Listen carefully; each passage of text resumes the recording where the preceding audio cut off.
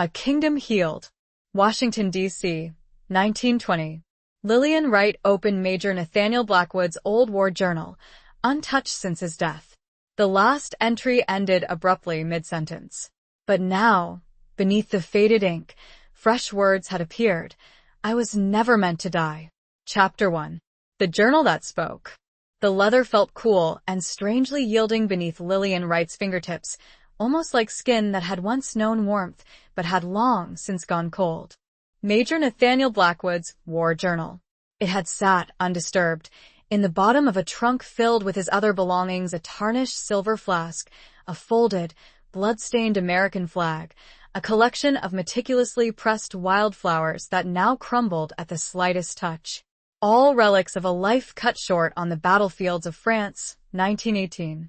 Lillian, now 58, had been Nathaniel's nurse during those final, agonizing weeks at Walter Reed Hospital. She'd seen the light fade from his bright, intelligent eyes, felt the weakening grip of his hand in hers as pneumonia, that insidious thief of war-ravaged lungs, claimed him. She'd held his secrets, his unspoken fears, in the quiet sanctuary of her heart. And she'd loved him, silently, fiercely, with the resigned sorrow of a woman who knew her love could never be returned, not in the way she craved. He'd spoken often of his fiancée, Clara, a porcelain beauty back in Boston, the woman he was duty-bound to marry. The journal had been returned to her by the Army, along with his other effects, a small, unwanted consolation prize. She hadn't been able to bring herself to open it until now, 2 years after the war's end, 2 years after Nathaniel's death. The world was moving on, rebuilding, forgetting. But Lillian's heart remained stubbornly tethered to that dimly lit hospital ward, to the scent of antiseptic and despair, to the ghost of a touch that lingered on her skin. She sat in her small, meticulously neat parlor in Washington, D.C., the afternoon sun slanting through the lace-curtained windows, illuminating dust motes dancing in the air. The room was filled with the quiet ticking of a grandfather clock, a sound that usually soothed her, but today, it felt like the relentless march of time, a time that was leaving her behind. Lillian traced the embossed initials on the journal's cover. NB. The leather was worn smooth in places, evidence of countless hours spent in trenches, in makeshift command posts, under the cold, indifferent gaze of the stars. She hesitated, her breath catching in her throat. Opening this journal felt like an intrusion, a violation of a sacred space. Yet, she couldn't resist. It was a tangible link to the man she had lost, the man she had secretly, hopelessly loved. She carefully opened the cover. The first few pages were filled with Nathaniel's neat, precise handwriting, detailing the mundane realities of Army life, troop movements, supply shortages, the endless rain and mud. His words painted a vivid picture of the grim, grinding monotony of trench warfare, punctuated by moments of sheer terror. She read of his longing for home, his anxieties about Clara, his unwavering belief in the cause for which they were fighting. Lillian turned the pages, her heart aching with a familiar pang of grief. She knew these stories, had heard them whispered in the hushed darkness of the hospital ward. She could almost hear his voice, low and resonant, recounting the horrors he had witnessed, the courage he had seen in the faces of his men. Then, she reached the last entry. It was dated November 10th, 1918, the day before the armistice, the day before the guns fell silent. The writing was hurried, almost frantic, the letters slanting sharply across the page. The shelling has been relentless. We're expecting a major offensive in the morning. I've seen things today, Lillian, things that will haunt my dreams forever if I have any dreams left. Clara, I must write to Clara, tell her. The sentence ended abruptly, mid-word, as if the pen had been ripped from his hand. Lillian frowned. She remembered that day. He'd been delirious with fever, calling out for Clara, for his mother, for a fleeting moment, even for her. He'd been in no condition to write. She ran her fingers over the faded ink, tracing the incomplete sentence. It was a physical manifestation of his unfinished life, a testament to all that had been lost. And then she saw it. Beneath the last line of Nathaniel's writing, almost hidden by the brown stain of aged ink, were new words. Fresh words. The ink was a vibrant, almost shocking blue, starkly different from the faded brown of Nathaniel's writing.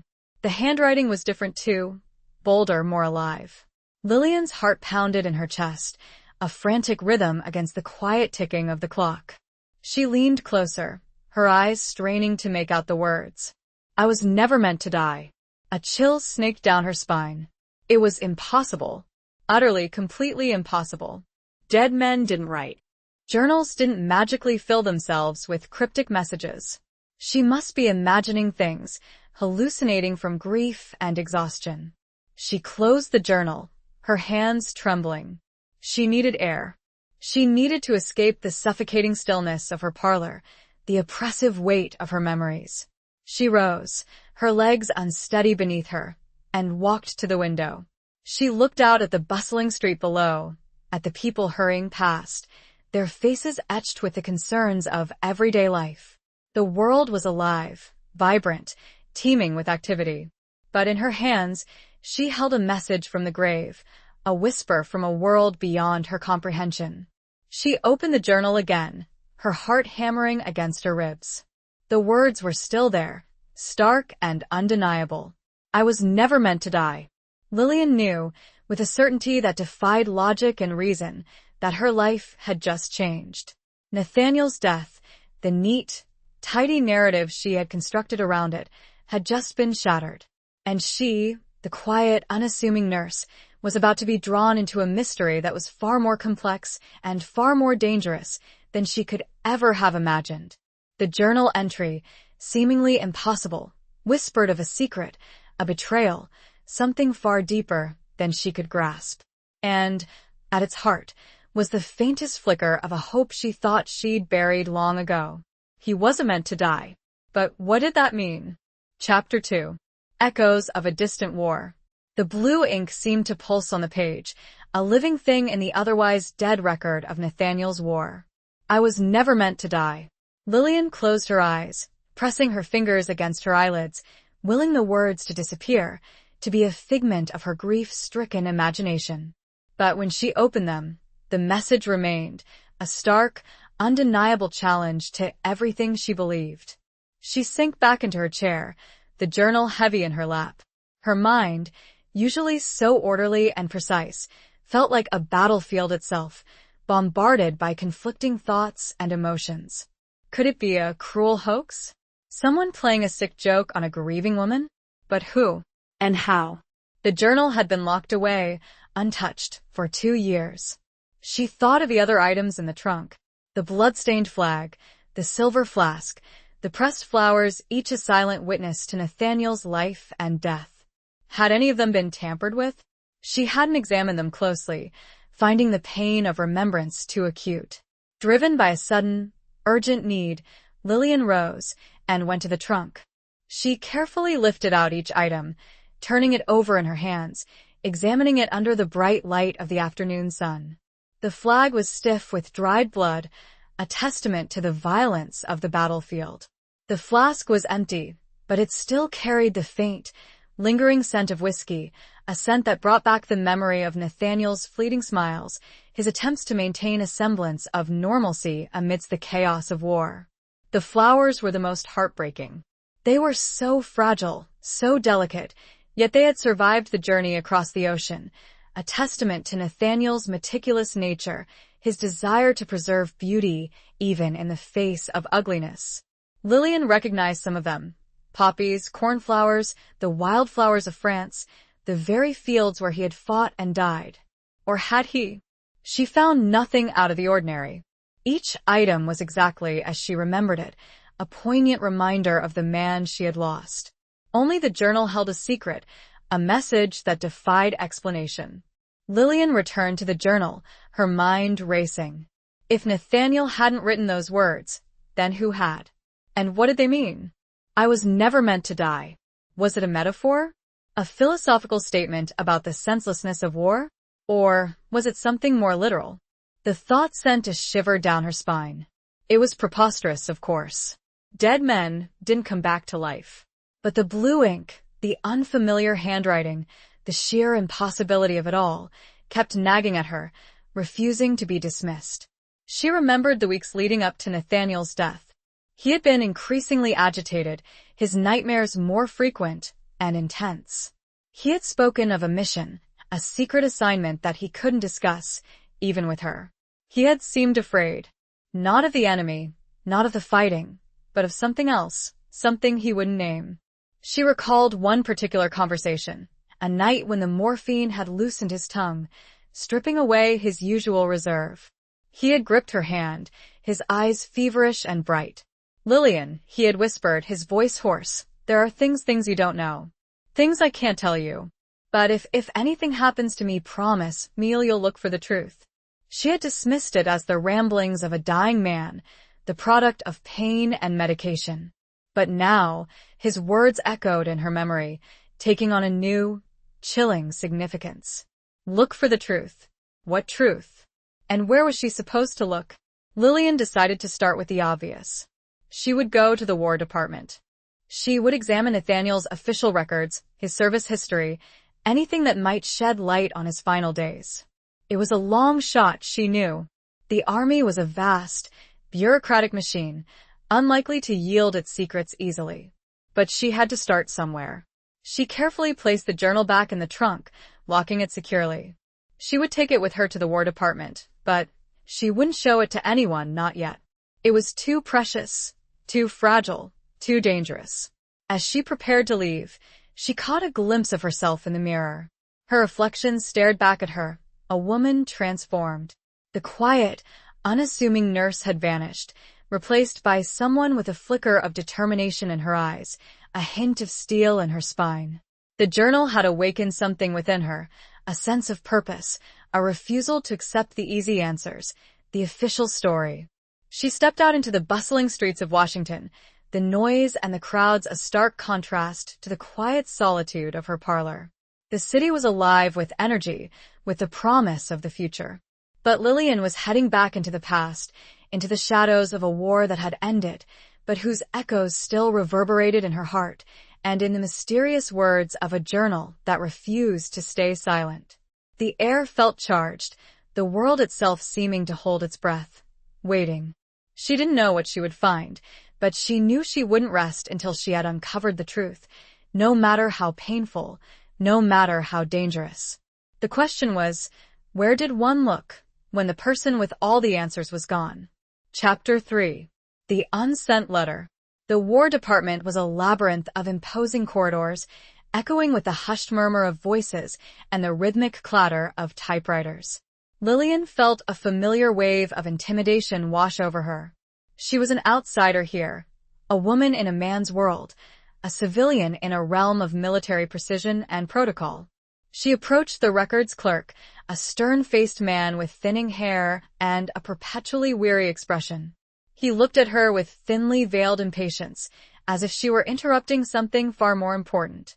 "I'm here to inquire about the records of Major Nathaniel Blackwood," Lillian said, her voice surprisingly steady, despite the tremor in her hands. The clerk sighed, a sound that conveyed a lifetime of dealing with tedious requests. "Name and service number?" Lillian provided the information, her heart pounding in her chest. She watched as the clerk consulted a massive ledger, his finger tracing down a long list of names. The silence stretched, punctuated only by the ticking of a clock on the wall, a sound that seemed to amplify the tension in the room. Finally, the clerk looked up, his expression unchanged. "Major Blackwood's records are classified," he said, his voice flat and avoiding any warmth. "They are not available to the public." Lillian felt a surge of frustration. "But I was his nurse," she said, her voice rising slightly. "I cared for him in his final weeks. I have a right to know." The clerk cut her off, his voice sharp. "Madam, I understand your concern, but the rules are clear. Classified records are classified. There are no exceptions." Lillian was about to protest, to argue, but she stopped herself. She knew it was futile. She was facing a wall of bureaucracy, a system designed to protect its secrets, not to reveal them.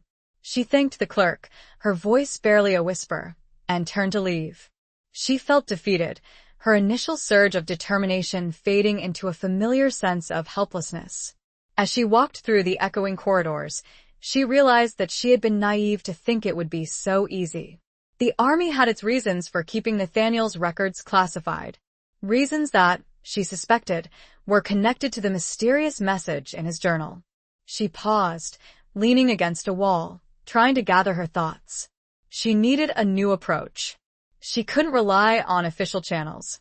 She had to find someone who knew Nathaniel, someone who might have information about his final mission, someone who wasn't bound by military protocol. And then she remembered. Nathaniel had spoken often of a friend, a fellow officer named Captain James Riley. They had served together in France, had shared the horrors of the trenches, had forged a bond of camaraderie that went beyond the usual military hierarchy. Riley had been wounded, she recalled, and sent back to the States before Nathaniel. He might still be alive. He might know something. Lillian returned to the records clerk, her determination renewed. "I need to find the contact information for Captain James Riley," she said, her voice firm and resolute. "He served with Major Blackwood." The clerk looked at her with a mixture of annoyance and resignation. He consulted his ledger again, his finger tracing down another list of names. "Captain Riley was discharged last year," he said, his voice still flat. "His address is listed as New York City." He scribbled the address on a piece of paper and handed it to her, avoiding her gaze. Lillian thanked him, clutching the piece of paper in her hand as if it were a precious jewel. It was a slender thread, a faint glimmer of hope in the darkness. But it was all she had. As she left the War Department, she felt a renewed sense of purpose. She would go to New York. She would find Captain Riley. And she would uncover the truth about Nathaniel's death, no matter the cost. On the train journey north, Lillian couldn't shake the feeling that she was being watched. She glanced around the crowded carriage, but saw only the usual assortment of travelers, businessmen, families, soldiers returning home. Yet, the feeling persisted, a prickling sensation at the back of her neck. She opened the journal again, staring at the blue ink. It was a tangible link to Nathaniel, a reminder of the mystery she was determined to solve. As she turned the pages, she noticed something she hadn't seen before. A small, almost imperceptible crease in one of the pages, as if something had been tucked inside and then removed. She carefully unfolded the page, her heart beating faster. There, hidden between the lines of Nathaniel's writing, was a faint indentation, the outline of a small rectangle. It was the size of a letter. Lillian realized, with a jolt of excitement, that Nathaniel had hidden a letter in his journal. A letter that had been removed. A letter that might hold the key to the mystery. But who had taken it? And where was it now? The train rattled on, carrying her closer to New York, and closer, she hoped, to the truth. But she was also traveling further away from familiar territory, and closer to an unknown danger, a whispered threat she could almost feel breathing down her neck. The missing letter was a ghost, a phantom limb of the journal, and finding it, she suspected, was paramount. Chapter 4. Whispers in the Archives. New York City roared around Lillian, a cacophony of honking taxis, clattering streetcars, and the incessant chatter of a million voices. She felt a familiar pang of disorientation, a sense of being lost in a vast, impersonal metropolis. But she was determined not to be intimidated. She had a mission, a purpose, and she wouldn't be deterred by the city's overwhelming scale. The address the clerk had given her was in a quiet, residential neighborhood, a tree-lined street of brownstone houses that exuded an air of faded elegance. Lillian approached the building, her heart pounding in her chest. She climbed the steps and rang the doorbell, her hand trembling slightly. The door was opened by a woman, her face etched with lines of worry and fatigue. She looked at Lillian with a questioning gaze, her eyes narrowed with suspicion. "I'm looking for Captain James Riley," Lillian said, her voice surprisingly steady.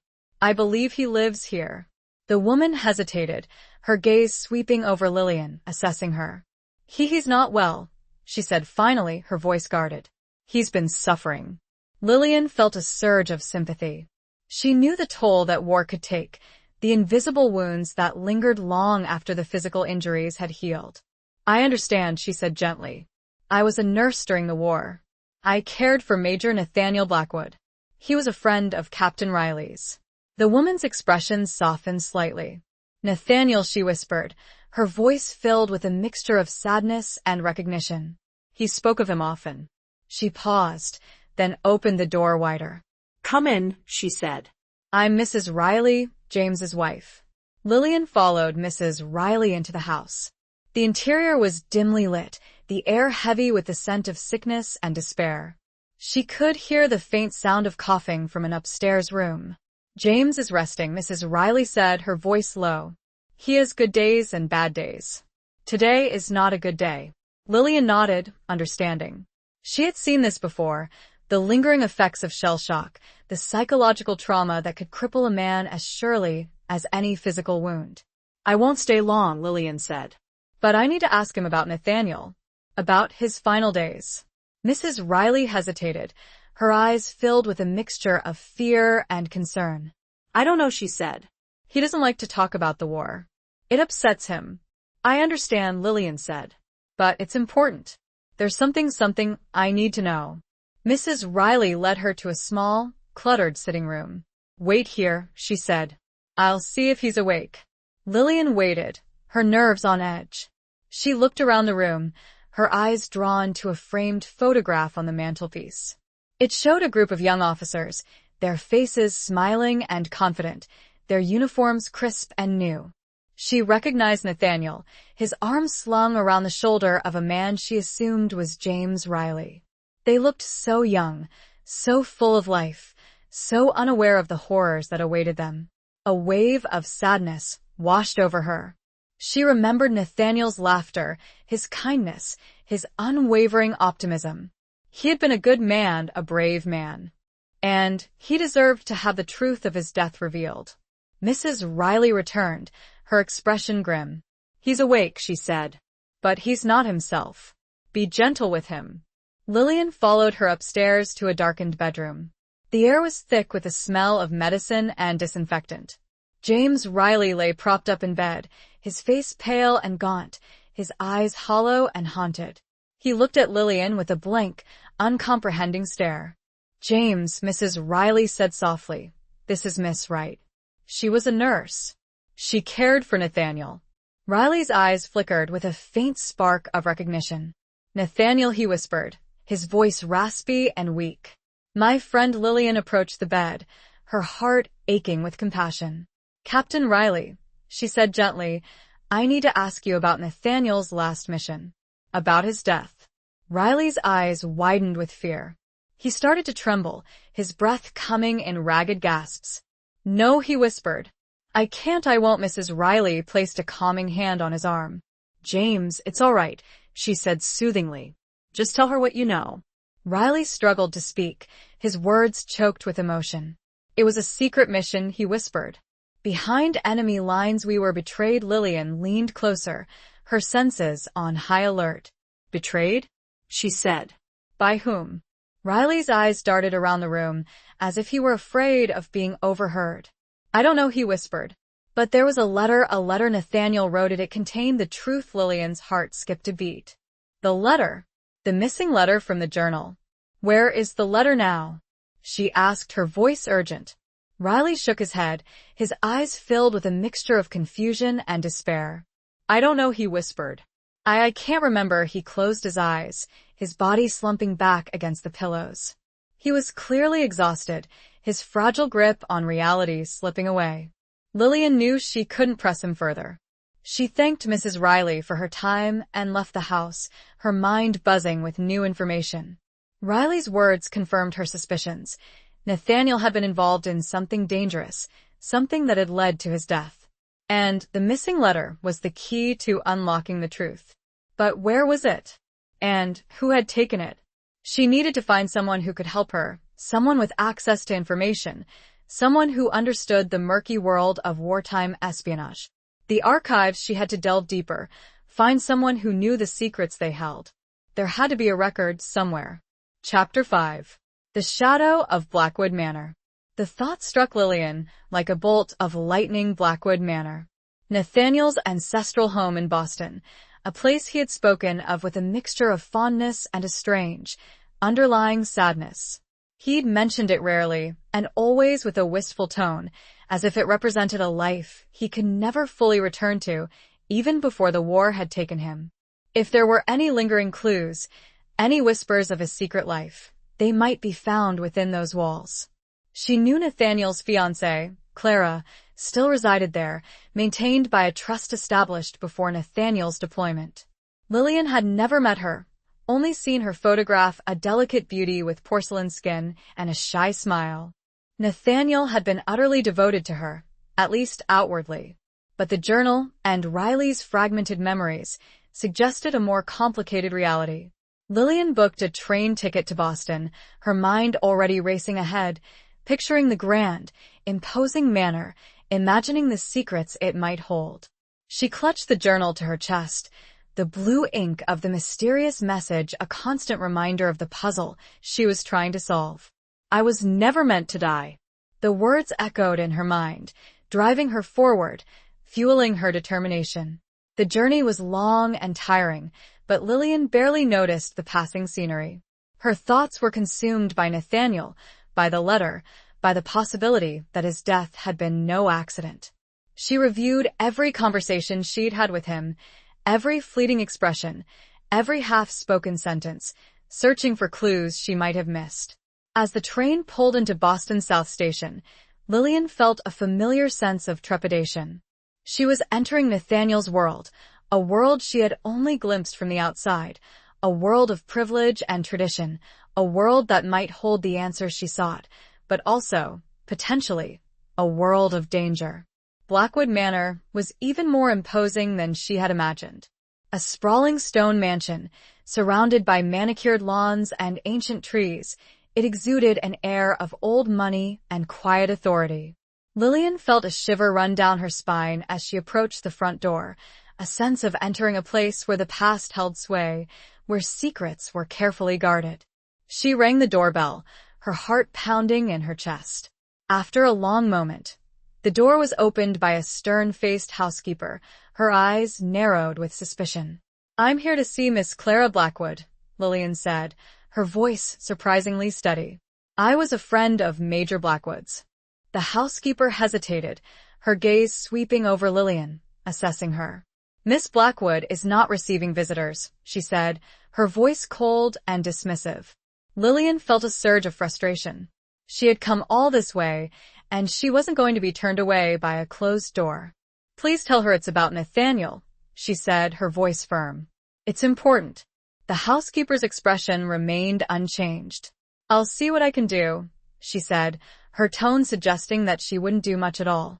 She left Lillian standing on the doorstep, the heavy oak door closed firmly in her face. Lillian waited, her patience wearing thin. She could feel the weight of the house pressing down on her, the silence amplifying her sense of unease. Finally, after what seemed like an eternity, the door opened again. This time, it was Clara Blackwood herself. She was even more beautiful than her photograph, her delicate features framed by a cascade of dark hair. But her eyes were filled with a deep sadness, a haunting vulnerability that resonated with Lillian's own grief. "Miss Wright?" Clara said, her voice soft and hesitant. "The housekeeper said you knew Nathaniel." Lillian nodded. "I was his nurse," she said. "I cared for him in his final weeks." Clara's eyes welled up with tears.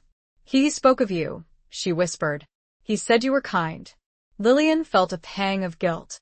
She was intruding on this woman's grief, stirring up memories that were undoubtedly painful. But she had to know the truth. "Miss Blackwood," she said gently, "I need to ask you about Nathaniel's last mission. About his death." Clara's face paled. She looked away, her gaze fixed on the distant trees. "I don't understand," she whispered. "He died of pneumonia." "It was a tragedy." Lillian took a deep breath. "I believe there's more to the story," she said. "I believe his death may not have been an accident." Clara's eyes widened with shock and disbelief. "What are you saying?" she whispered. "Are you saying he was murdered?" Lillian hesitated. She didn't want to alarm her unnecessarily, but she couldn't lie. "I don't know," she said. "But there are inconsistencies. Things that don't add up." She told Clara about the journal, about the mysterious message, about Riley's fragmented memories of betrayal. Clara listened in stunned silence, her face growing paler with each word. When Lillian finished, she shook her head, her eyes filled with tears. I don't believe it, she whispered. Nathaniel would never. He was a good man, a loyal man. I know he was, Lillian said gently. But he was also involved in something dangerous, something he couldn't tell you about. Something that may have cost him his life. She paused. Did Nathaniel ever mention a letter? A letter he might have hidden? Clara frowned. A letter? She said. No, I don't think so. She paused, her brow furrowed in thought. There was a locked box, she said slowly. He kept it in his study. He said it contained personal papers. Lillian's heart skipped a beat.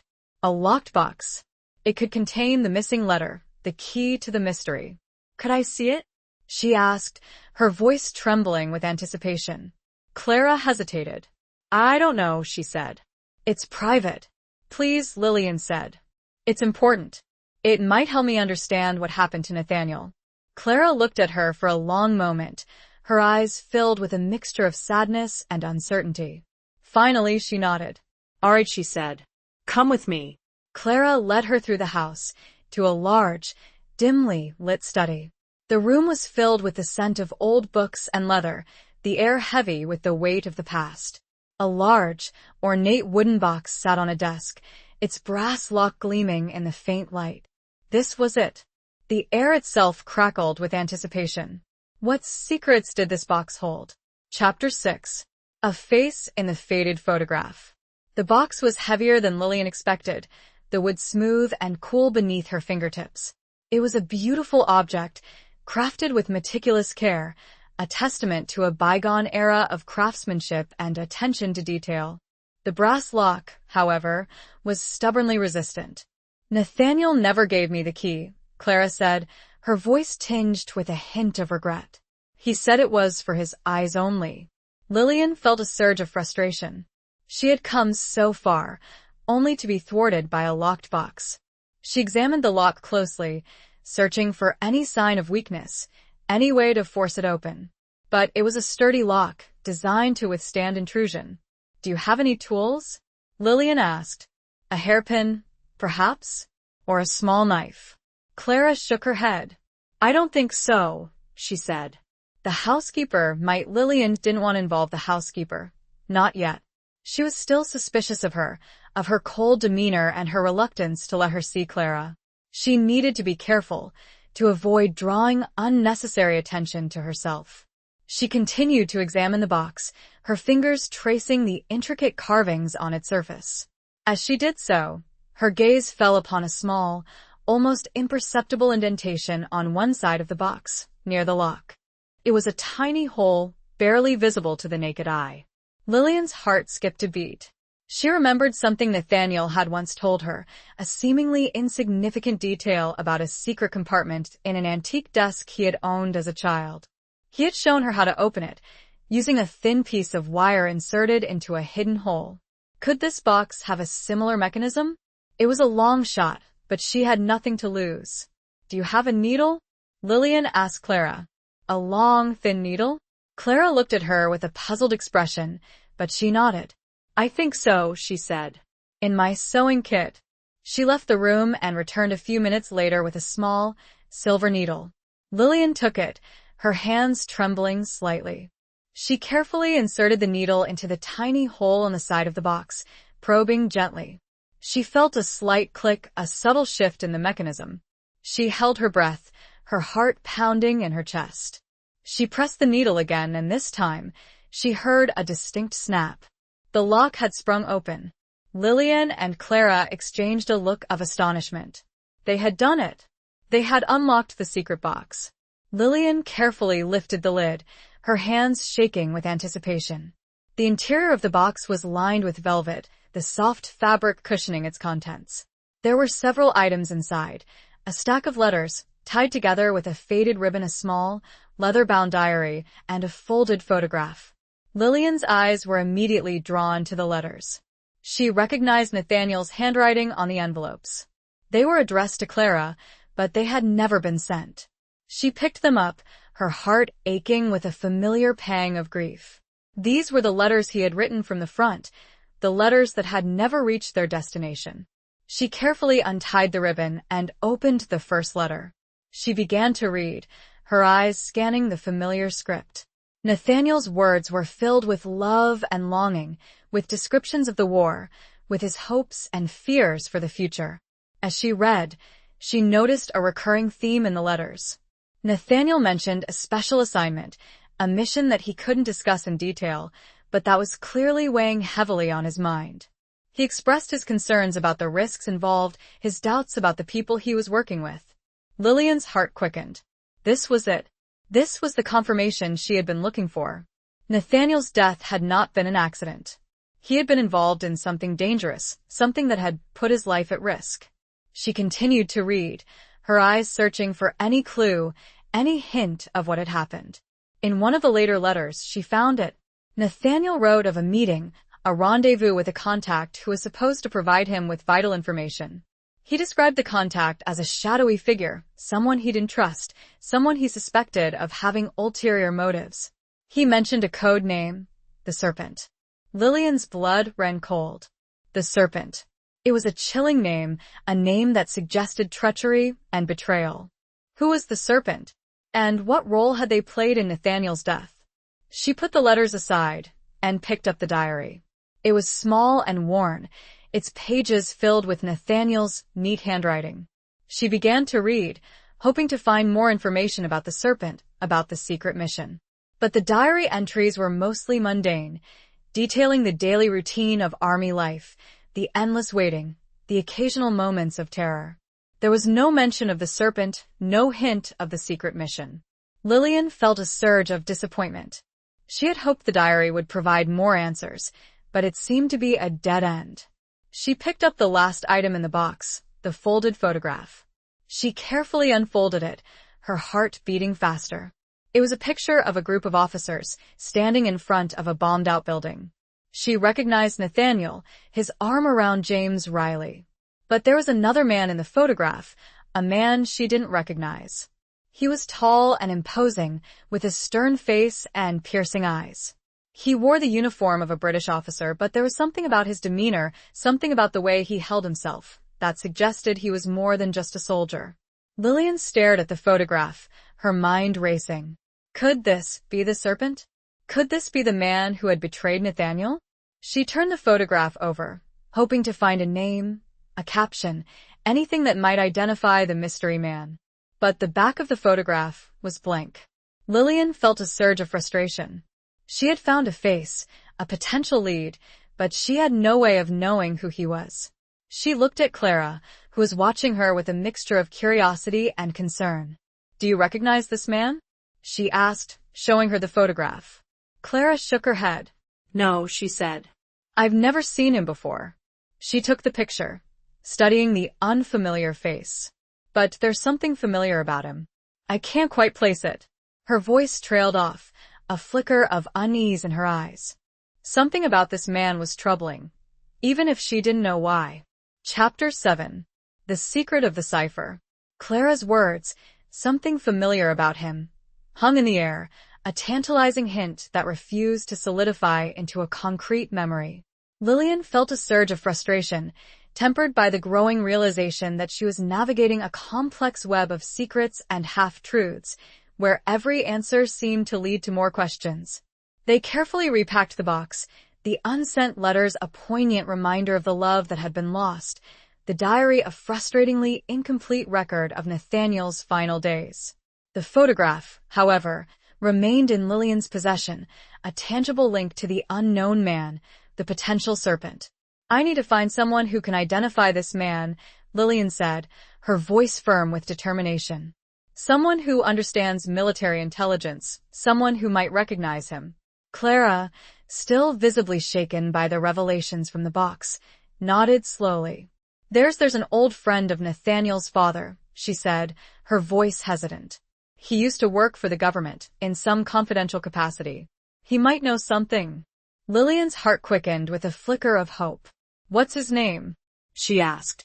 "Where can I find him?" His name is Mr. Alistair Finch, Clara replied. He lives in a small cottage just outside of town. He's reclusive, but he was very fond of Nathaniel. Lillian decided to visit Mr. Finch the next day. She spent the evening at Blackwood Manor, a guest in the silent, echoing house, feeling like an intruder in a world of faded grandeur and lingering grief. Clara was polite but distant, clearly struggling to process the implications of what they had discovered. Lillian couldn't sleep. She lay awake in the large, ornate bedroom, the moonlight casting long shadows across the walls. She held the photograph in her hands, staring at the face of the unknown officer, searching for any clue, any hint of his identity. As she studied the photograph, she noticed something she hadn't seen before. A small, almost imperceptible detail on the man's uniform, just above his pocket. It was a tiny insignia, a symbol that was barely visible to the naked eye. Lillian felt a surge of excitement. Insignia often indicated a specific regiment, a unit, or even a specialized branch of service. If she could decipher the insignia, it might lead her to the man's identity. She rose from the bed and went to the desk, switching on the small lamp. She took out a magnifying glass that she had found in Nathaniel's study and examined the insignia closely. It was a complex symbol, a combination of letters and shapes that she didn't recognize. She realized that she needed help. She needed someone who was familiar with military insignia, someone who could decipher the secret code. The next morning, Lillian set out to find Mr. Alistair Finch. The cottage was nestled in a secluded wooded area, a small, unassuming dwelling that seemed to blend into the surrounding landscape. Lillian approached the front door, her heart pounding in her chest. She knocked, and after a long moment, the door was opened by an elderly man with a sharp, intelligent gaze and a shock of white hair. He looked at Lillian with a mixture of curiosity and suspicion. "Mr. Finch?" Lillian said. "My name is Lillian Wright." "I was a friend of Nathaniel Blackwood's." Mr. Finch's expression softened slightly. "Nathaniel," he whispered, his voice filled with a hint of sadness. "A fine young man. A terrible loss." Lillian explained her reason for visiting, telling him about the journal, the mysterious message, the photograph, and the insignia. Mr. Finch listened intently, his eyes narrowed in concentration. When she finished, he nodded slowly. "You've stumbled onto something dangerous, Miss Wright," he said, his voice grave. "Something that powerful people want to keep hidden." Lillian felt a shiver run down her spine. She knew she was treading on dangerous ground, but she was determined to uncover the truth. "Can you help me identify this man?" she asked, showing him the photograph. "Can you decipher the insignia?" Mr. Finch took the photograph and examined it closely, using a magnifying glass of his own. He studied the insignia for a long moment, his brow furrowed in thought. Finally, he looked up, his eyes filled with a mixture of recognition and concern. "This insignia," he said slowly, "it belongs to a highly secretive unit within British intelligence. A unit known as the Shadow Wolves." Lillian's blood ran cold. The Shadow Wolves. It sounded even more ominous than the serpent. "What do they do?" she asked, her voice barely a whisper. "They operate in the shadows," Mr. Finch replied. "They deal in espionage, sabotage, assassination. They're the unseen hand of the British government." Lillian felt a surge of dread. Nathaniel had been involved with a group of ruthless spies, a group that would stop at nothing to achieve their objectives. "Do you know this man's name?" she asked, her voice trembling slightly. Mr. Finch shook his head. "No," he said. "But I know someone who might." He paused. "There's a former Shadow Wolves operative," he said slowly. "He lives in London. He goes by the name Silas Blackwood." Lillian's heart skipped a beat. Blackwood? Was he related to Nathaniel? The name added a layer of complexity, a familial connection that twisted the mystery even further. The secrets, it seemed, were rooted deeper than she had imagined, intertwined with Nathaniel's own lineage. The insignia was a cipher, and so it seemed was the name Blackwood itself. Chapter 8. Rendezvous at the Old Hospital. Silas Blackwood. The name resonated with a chilling familiarity, a connection to Nathaniel that sent shivers down Lillian's spine. A relative, operating in the shadows, possibly involved in Nathaniel's death? The thought was almost too much to bear. London. She had to go to London. Mr. Finch, seeing the determination in Lillian's eyes, offered a warning. Be careful, Miss Wright. Silas is a dangerous man. He's lived a life of deception and violence. He won't hesitate to silence anyone who threatens him. Lillian nodded, her resolve hardening. She had come too far to turn back now. She thanked Mr. Finch for his help and promised to be cautious. The journey to London was fraught with anxiety. Lillian secured passage on a merchant ship, the crossing long and arduous, the constant rolling of the vessel mirroring the turmoil in her mind. She clutched the photograph of the Shadow Wolves officer, the journal with its cryptic message, and a small, engraved locket. Nathaniel had given her a seemingly innocent token of affection that now felt like a piece of the puzzle. London, shrouded in a perpetual mist, felt even more ominous than New York or Boston. The city was a labyrinth of narrow streets and hidden alleyways, a place where secrets seemed to lurk around every corner. Mr. Finch had provided her with an address, a dilapidated building near the old abandoned Royal Free Hospital, a relic of a bygone era. The hospital itself was a chilling sight, a hulking Gothic structure with broken windows and crumbling walls. It was a place of ghosts, of forgotten suffering, a fitting rendezvous point for a man like Silas Blackwood. Lillian approached the building with trepidation, her heart pounding in her chest. She found the address, a small, unmarked door tucked away in a dark alleyway. She hesitated, her hand hovering over the doorknob. She took a deep breath and pushed the door open. The interior was dimly lit, the air thick with the scent of dust and decay. She found herself in a narrow corridor, lined with peeling wallpaper and cracked plaster. She could hear the faint sound of dripping water, the echo of her own footsteps. She walked slowly down the corridor, her senses on high alert. She came to a room, the door slightly ajar. She could hear voices inside, a low murmur of conversation. She pushed the door open and stepped inside.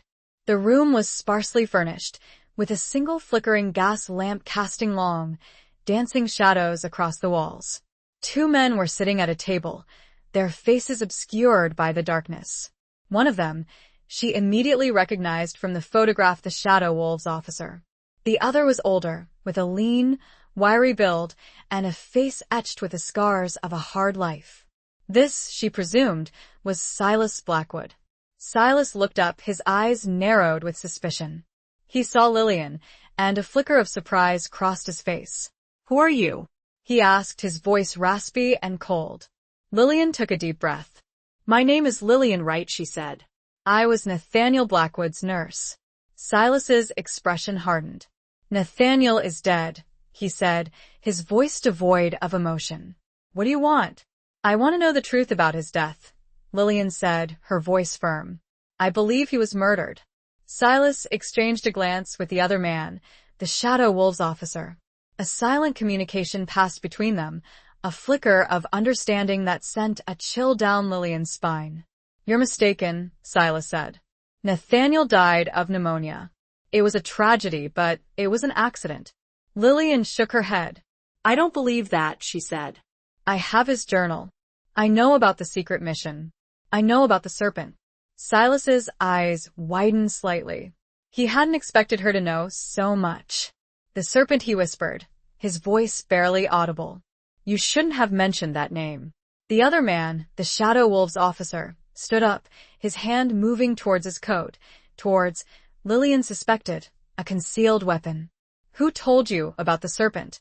He asked, his voice menacing. Lillian held her ground. It doesn't matter, she said. What matters is that Nathaniel was betrayed. And I want to know why. Silas stood up, his eyes fixed on Lillian. You're playing a dangerous game, Miss Wright, he said. A game you can't win. I'm not afraid, Lillian said, though her heart was pounding in her chest. I loved Nathaniel, and I won't let his death go unpunished. Silas smiled, a cold, cruel smile that sent shivers down her spine. Love, he sneered. A weakness. A liability. He turned to the other man. Take her, he said. She knows too much. The Shadow Wolves officer moved towards Lillian, his hand reaching inside his coat. Lillian knew she was in danger. She had to escape. She turned and ran, dashing back through the corridor, her footsteps echoing in the silence. She could hear the men pursuing her, their heavy boots pounding on the floor. She burst out of the building and into the alleyway, the cold night air stinging her face. She ran blindly, her lungs burning, her heart racing. She didn't know where she was going, but she knew she had to get away. She stumbled, her foot catching on a loose cobblestone. She fell to the ground, scraping her hands and knees. She looked up and saw the Shadow Wolves officer looming over her, his face a mask of cold determination.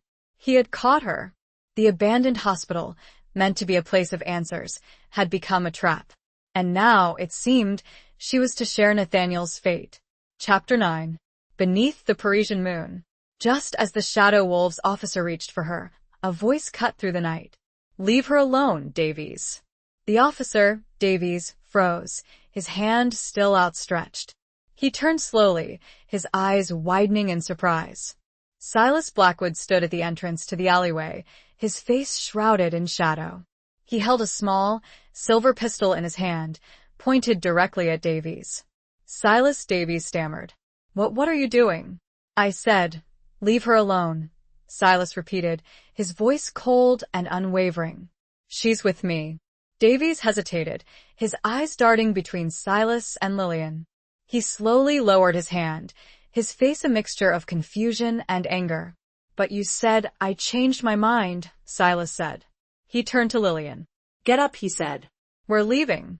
Lillian, still stunned by the sudden turn of events, struggled to her feet. She looked at Silas, her mind racing. Why had he saved her? What was his game? Silas gestured with his pistol, indicating that she should follow him. They walked quickly through the maze of alleyways, leaving Davies behind, his silhouette disappearing into the darkness. Lillian didn't know where Silas was taking her, but she had no choice but to trust him, at least for now. He was her only hope of escape, her only chance of uncovering the truth. They emerged from the alleyways onto a busy street, the bright lights and bustling crowds a stark contrast to the darkness they had just left behind. Silas hailed a taxi, and they climbed inside. "Where are we going?" Lillian asked, her voice trembling slightly. "Somewhere safe," Silas replied. "Somewhere we can talk." The taxi sped through the streets of London, the city lights blurring into a kaleidoscope of colors. Lillian sat in silence, her mind reeling. She had just escaped death by a hair's breadth, and she was now in the company of a man she knew to be dangerous, a man who might be her savior or her executioner. The taxi finally stopped in front of a small, unassuming hotel. Silas paid the driver and led Lillian inside. He registered under a false name, and they took the lift to a room on the top floor. The room was small and sparsely furnished, but it was clean and comfortable. Silas locked the door and turned to Lillian. "Now," he said, his voice still guarded, "we can talk." Lillian took a deep breath. "Why did you save me?" she asked. "Why did you turn against Davies?" Silas hesitated. "Let's just say I have my reasons," he said.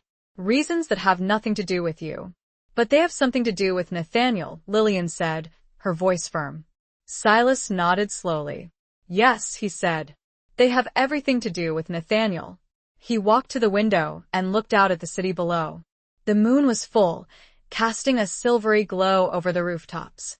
"Nathaniel was my nephew," he said, his voice barely a whisper. "My brother's son." Lillian felt a jolt of surprise. She had suspected a connection, but she hadn't known the exact relationship. "I loved him," Silas continued, "like he was my own son. But I couldn't protect him." He turned back to Lillian, his eyes filled with a deep sadness, a haunting regret. "The serpent, he was a double agent," he said, "working for both sides. He betrayed Nathaniel. He set him up." "But why?" Lillian asked. "What was the mission? What was Nathaniel trying to do?" Silas hesitated. "He was trying to stop a plot," he said. "A plot to prolong the war. A plot to destabilize Europe." Lillian's blood ran cold. This was bigger than she had imagined. It wasn't just about a personal betrayal, it was about a conspiracy that reached the highest levels of power. Who was behind it? She asked. Who was the serpent working for? Silas shook his head. I don't know, he said. That's what I'm trying to find out. That's why I saved you. I need your help. Lillian looked at him, her mind racing. She was being asked to trust a man she had every reason to fear, a man who had lived a life of deception and violence. But she also saw the pain in his eyes, the genuine grief for his nephew. And she knew, deep down, that he was telling the truth, at least about his feelings for Nathaniel. She also sensed a subtle shift he needed her. The power dynamic, however subtly, had changed. The hunter was now asking for help from his prey. He explained that he needed Lillian to go to Paris, to follow a lead Nathaniel had uncovered, a meeting with a mysterious contact who might hold the key to the entire conspiracy. He couldn't go himself. He was too well known. Lillian would be anonymous, a ghost, able to move freely. He'd give her instructions, a contact, a password. Underneath the Parisian moon, a new, dangerous chapter was about to unfold. Chapter 10. The Spy's Confession. Paris. The city of lights, now dimmed by the lingering shadows of war. Lillian arrived by train, the journey a blur of anxious anticipation and growing unease. Silas had given her detailed instructions, a contact named Madame Evangeline Moreau and a password fleur-de-lis. She was to meet Madame Moreau at a small café near the Sorbonne, a place known for its intellectual gatherings and discreet conversations. Lillian felt a familiar sense of displacement, a stranger in a strange land. But she was also invigorated by a sense of purpose, a determination to uncover the truth, not just for Nathaniel, but for all those who had been victims of the war's machinations. Silas's words, "Destabilize Europe," echoed in her mind, amplifying the stakes. She found the café, a charming establishment with outdoor tables and a lively atmosphere. She sat down at a table, ordered a café au lait, and waited. Her heart pounded in her chest, her senses on high alert.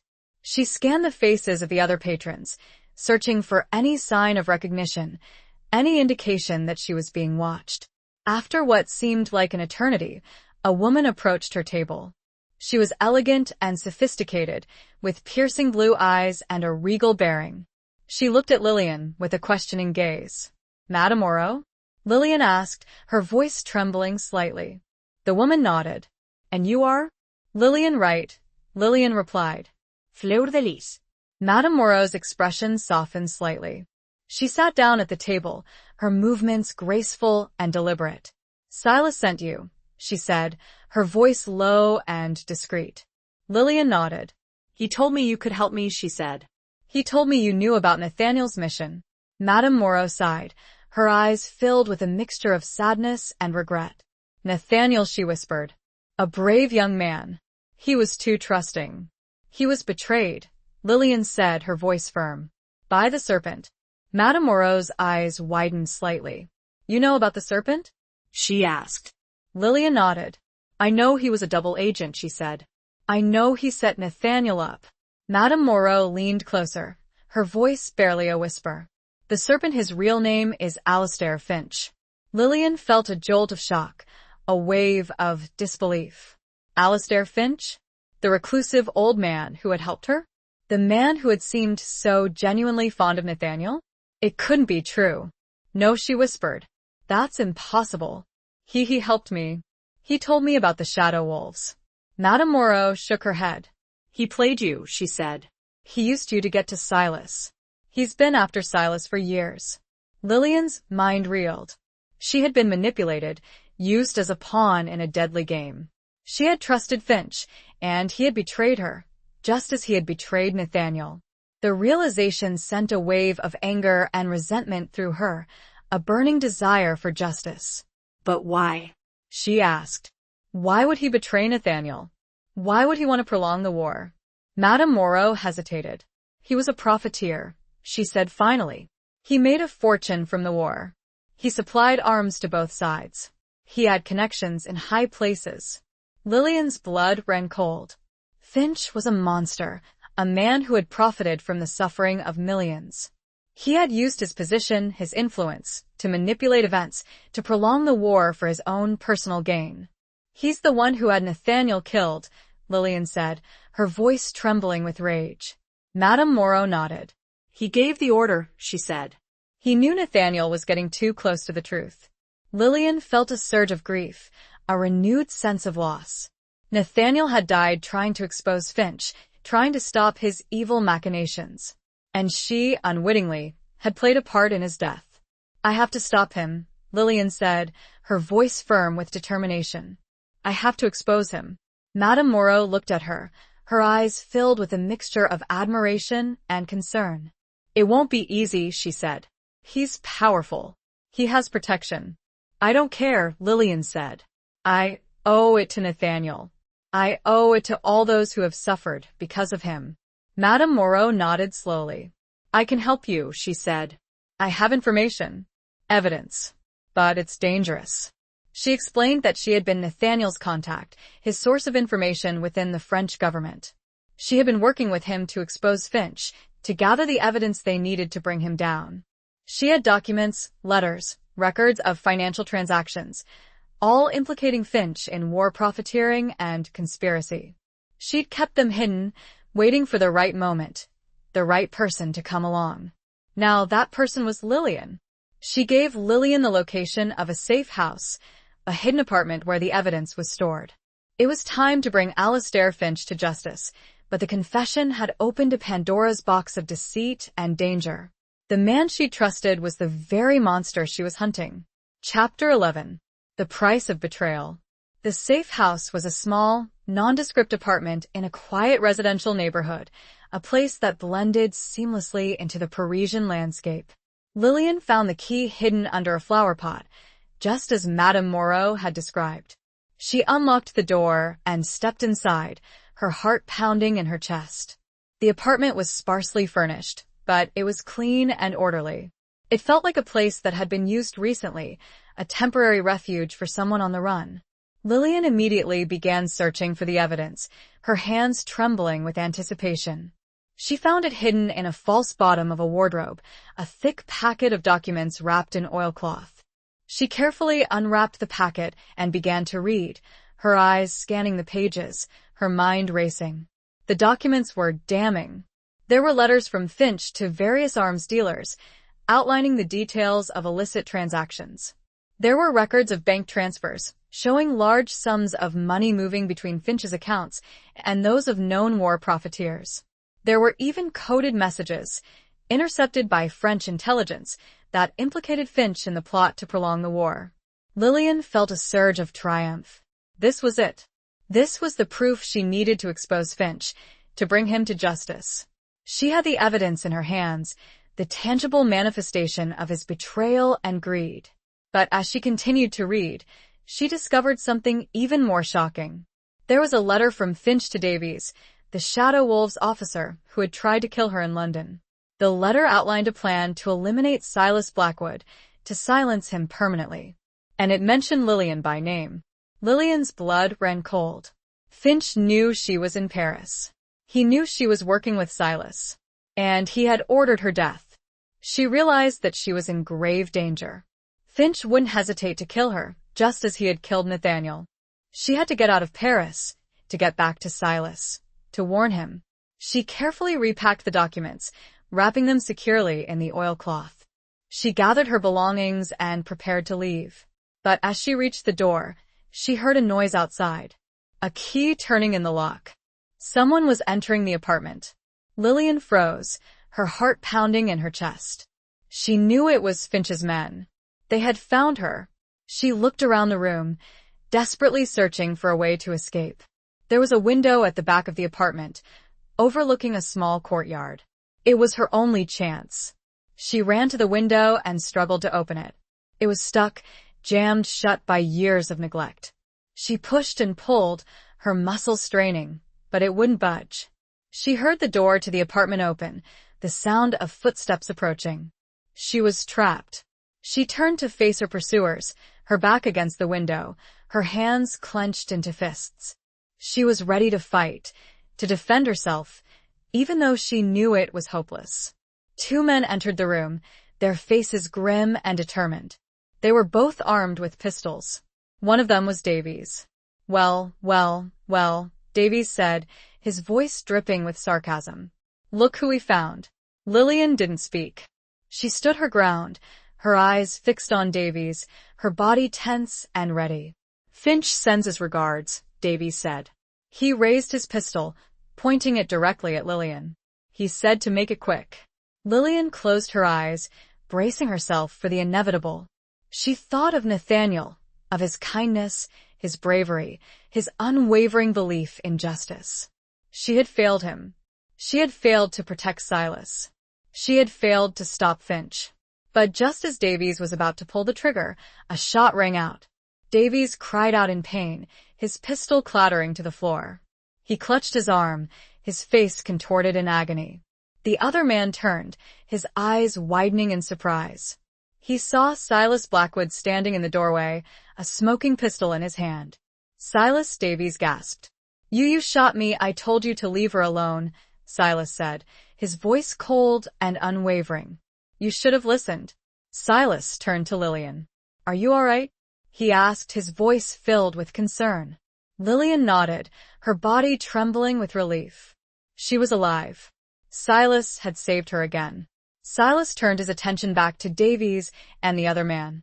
He kept his pistol trained on them, his eyes narrowed with anger. Get out, he said. And tell Finch I'm coming for him. The two men, clearly intimidated by Silas's presence, scrambled out of the apartment, leaving Davies's pistol behind. Silas turned back to Lillian, his expression softening slightly. We need to leave, he said. Now. They left the apartment quickly, hurrying through the streets of Paris, back towards the train station. Lillian clutched the packet of documents to her chest, the evidence that would bring Finch down. The price of betrayal had been high, almost costing Lillian her life, but now, armed with the truth, she was ready to confront the man who had orchestrated it all. She looked at Silas, a flicker of gratitude, and something more, sparking in her eyes. The shared danger, the mutual loss, had forged an unexpected bond. Chapter 12. Scars of the Somme. The train journey back to England was tense and silent. Lillian and Silas sat opposite each other, the packet of incriminating documents resting on the seat between them, a silent testament to the danger they had faced and the battle that still lay ahead. Lillian couldn't shake the image of Davies's face, contorted in pain, nor the chilling realization that Finch had ordered her death. Silas, too, was withdrawn, his gaze fixed on the passing landscape, his mind clearly elsewhere. Lillian sensed a deep-seated anger simmering beneath his stoic exterior, a thirst for revenge that mirrored her own. He knew Nathaniel, Lillian said, breaking the silence. He pretended to be his friend. Silas nodded slowly, his jaw tight. He was my brother's closest confidant, he said, his voice heavy with bitterness. He attended his wedding. He held Nathaniel as a baby. The betrayal, it cuts deep. Lillian remembered the photograph, the one Clara had found strangely familiar. Clara, she said she felt like she knew the man in the picture, the one with Nathaniel and James. Silas looked at her, his eyes narrowed. Davies? He asked. Lillian shook her head. No, not Davies. The other one. The one Mr. Finch identified as a member of the Shadow Wolves.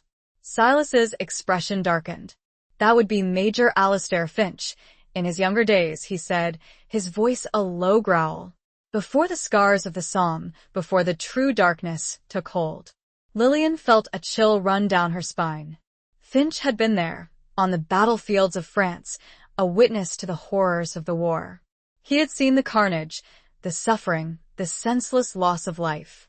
And yet, he had chosen to profit from it, to prolong it for his own personal gain. The photograph wasn't just a clue, it was a portrait of a man transforming, a depiction of a soul descending into darkness. He wasn't always like this, Silas continued, his voice filled with a mixture of sadness and regret. He was different before the war. He had ideals. He believed in something. What happened? Lillian asked. What changed him? Silas hesitated. The Somme, he said finally. He was wounded, severely. He saw things, did things that broke him. He came back a different man. Lillian understood. She had seen the same transformation in countless soldiers, the shell shock, the psychological trauma that could shatter a man's soul. But Finch's case was different. He hadn't just been broken by the war, he had been corrupted by it. He had embraced the darkness, used it to his advantage. He blamed my brother, Silas said, his voice barely a whisper. He blamed him for his injuries, for his transformation. He vowed to destroy everything my brother held dear. Lillian realized the depth of Finch's depravity. His betrayal of Nathaniel wasn't just about profit, it was about revenge, a twisted desire to inflict pain on the family of the man he blamed for his own descent into darkness. They arrived back in London, the city shrouded in a familiar gloom. Silas took Lillian to a safe house, a small, unassuming apartment in a quiet neighborhood, far from the prying eyes of Finch's network. "We need to plan our next move," Silas said. "We need to expose Finch, to bring him to justice." Lillian nodded, her resolve hardening. She was no longer just a grieving nurse, seeking answers about a lost love. She was a warrior, fighting for justice, determined to avenge Nathaniel's death and to stop Finch from causing any more harm. They spent the evening poring over the documents, analyzing the evidence, formulating a plan. They decided to leak the information to the press, to expose Finch's war profiteering and his conspiracy to the public. They knew it was a risky move, but they had no other choice. They had to bring him down no matter the cost. As they worked, Lillian noticed a change in Silas. The cold, detached demeanor he had initially displayed began to thaw, replaced by a flicker of warmth, a hint of vulnerability. He shared stories about Nathaniel, about his childhood, about his dreams for the future. He spoke of his own regrets, his own guilt over his inability to protect his nephew. Lillian, in turn, shared her own stories, her memories of Nathaniel in the hospital, her silent, unrequited love. She spoke of her grief, her anger, her determination to find justice. A bond began to form between them, a connection forged in shared loss, in shared danger, in a shared quest for truth. It wasn't romantic, not yet, but it was something deeper, a kinship of souls, a recognition of the shared scars they both carried. The scars of the psalm, both literal and metaphorical, had brought them together, uniting them against a common enemy. Chapter 13. The Reunion That Wasn't. Silas arranged for a clandestine meeting with a journalist, a trusted contact named Thomas Ashton, known for his investigative reporting and his willingness to challenge the establishment.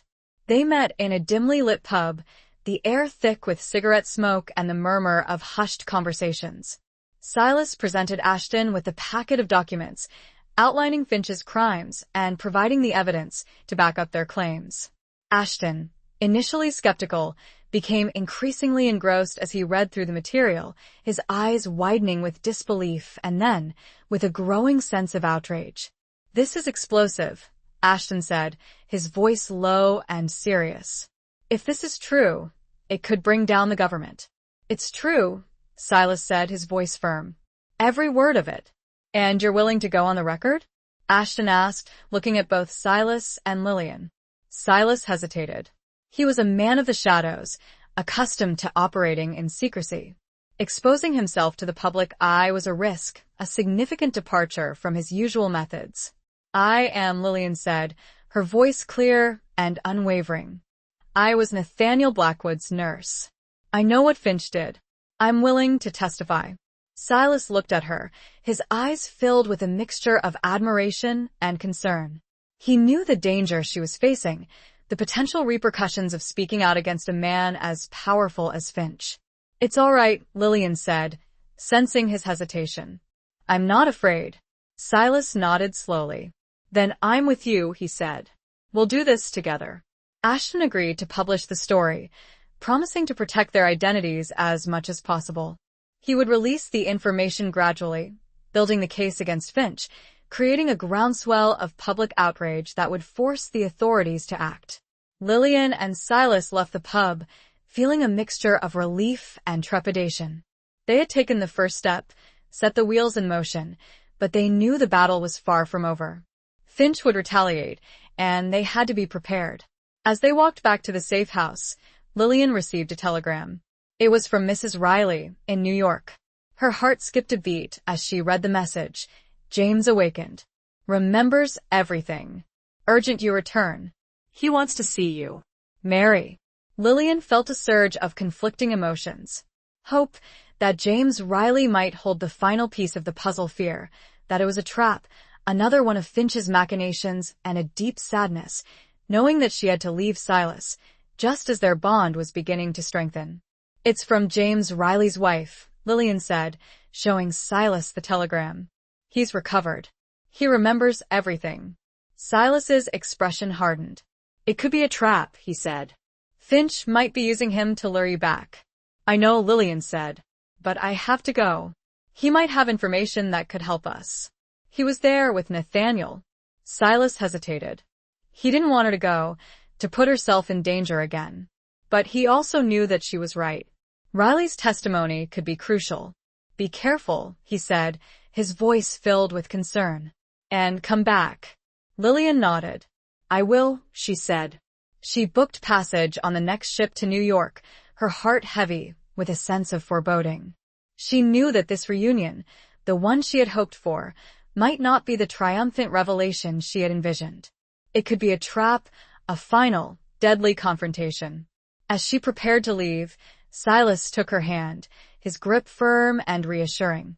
We'll finish this, he said, his eyes meeting hers. Together. Lillian looked at him, a flicker of something deeper than friendship passing between them. It was a moment of unspoken connection, a recognition of the bond that had formed between them, a bond forged in the crucible of danger and shared loss. The reunion she was seeking was not the one she expected. She was leaving the man who had become her unexpected ally, her protector, perhaps even something more. And the reunion she was going to might well be a carefully laid trap. Chapter 14. A Dance with Deception. The voyage back to New York was agonizingly slow, each passing day a torment of anticipation and dread. Lillian replayed every conversation she'd had with James Riley, every fragmented memory he had shared, searching for any clue, any detail that might shed light on Nathaniel's final days. The telegram remembers everything echoed in her mind, a promise of revelation, but also a potential threat. She arrived in New York, the city's familiar skyline a stark contrast to the shrouded streets of London. She went directly to the Rileys' apartment, her heart pounding in her chest. Mrs. Riley greeted her at the door, her face etched with worry and exhaustion, but also with a flicker of hope. He's been asking for you, she said, her voice low. He's different. Clearer. Lillian followed her to James Riley's bedside. He lay propped up against the pillows, his face still pale and gaunt, but his eyes were alert, focused, no longer clouded by the fog of trauma. Lillian, he whispered, his voice weak but steady. You came. Lillian sat down beside him, taking his hand. I came as soon as I heard, she said. Tell me everything. Riley took a deep breath, his gaze fixed on Lillian's face. I remember now, he said. The mission, the betrayal, everything. He recounted the events leading up to Nathaniel's death, filling in the gaps in his previous fragmented memories. He confirmed that Nathaniel had been working to expose a conspiracy to prolong the war, a plot orchestrated by Alistair Finch. He described the meeting with the serpent, the exchange of information, the ambush. It was Finch, Riley said, his voice trembling with anger. He set us up. He gave the order to kill Nathaniel. Lillian felt a surge of grief, a confirmation of what she already knew, but hearing it from Riley, from someone who had been there, made it even more real, more devastating. But there's something else, Riley said, his voice dropping to a whisper. Something I haven't told anyone. He hesitated, his eyes darting around the room, as if he were afraid of being overheard.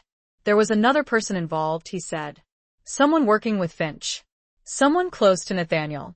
Lillian's blood ran cold. Another betrayal? Someone close to Nathaniel? Who? Riley struggled to speak, his words choked with emotion. It was Clara, he whispered. Clara Blackwood. Lillian felt a jolt of shock, a wave of disbelief. Clara? Nathaniel's fiancée? The woman who had seemed so genuinely grief-stricken? It couldn't be true. No, she whispered. That's impossible. She loved him. Riley shook his head, his eyes filled with a deep sadness. She was playing a part, he said. She was Finch's informant. She was feeding him information about Nathaniel's movements, his plans. Lillian's mind reeled.